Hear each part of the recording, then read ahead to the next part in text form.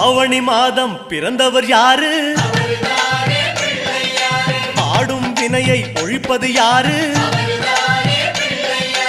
ஆதவன் வணங்கும் தெய்வம் யாரு?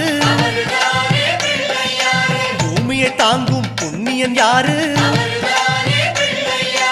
அனலாசுரனை தின்றது யாரு? ஆணவம் நீக்கும் நாயகன் யாரு? முப்புரி அணிந்த மூலவன் யாரு? அவரும் வாழ்வது எங்கே கூறு?